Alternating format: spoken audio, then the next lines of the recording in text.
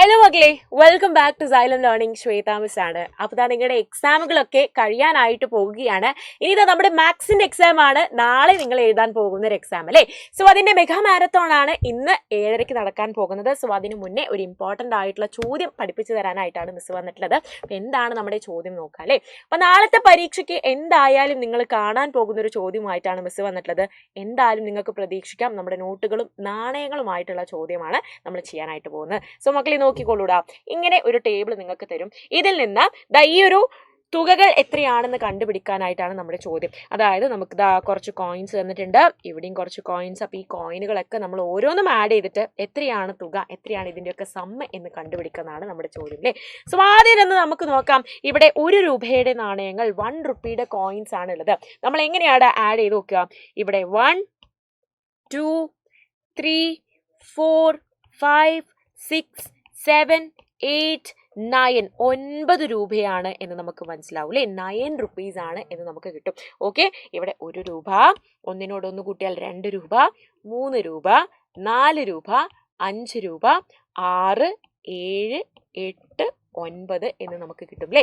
ഇനി 2 റുപ്പീസ് അഥവാ 2 രൂപ നമ്മൾ എടുക്കുകയാണെങ്കിലോ, 2 രൂപ, 2നോട് 2 കൂട്ടിയാൽ 4, 4നോട് 2 കൂട്ടിയാൽ 6, 6നോട് 2 കൂട്ടിയാൽ 8, 8നോട് 2 കൂട്ടിയാലോ നമുക്ക് 10 അഥവാ 10 റുപ്പീസ് ആണ് എന്ന് ആൻസർ കിട്ടും അല്ലേ.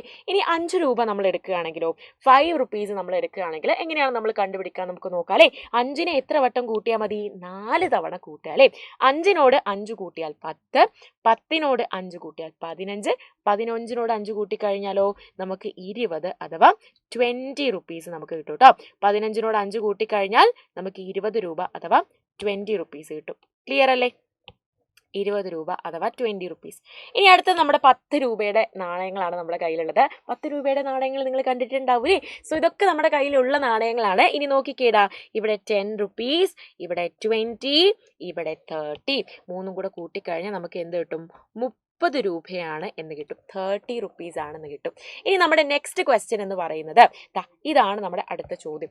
10 രൂപയുടെ ശരിയായ കൂട്ടത്തിന് നമ്മുടെ ശരിയുത്തരം ഒരു ടിക്ക് അടയാളം ഇട്ട് കൊടുക്കാനാണ് പറഞ്ഞിട്ടുള്ളത്. അതായത് ഇവിടെ നടുവിൽ 10 രൂപയാണുള്ളത്. ഇതിന്റെ ചുറ്റുമുള്ളത് എല്ലാം കൂടെ കൂട്ടിക്കഴിഞ്ഞാൽ നിങ്ങൾക്ക് എന്ത് കിട്ടുന്നുണ്ടാകും? എല്ലാം കൂടെ കൂട്ടിക്കഴിഞ്ഞാൽ നിങ്ങൾക്ക് 10 റുപ്പീസ് 10 രൂപയാണെന്ന് കിട്ടണം.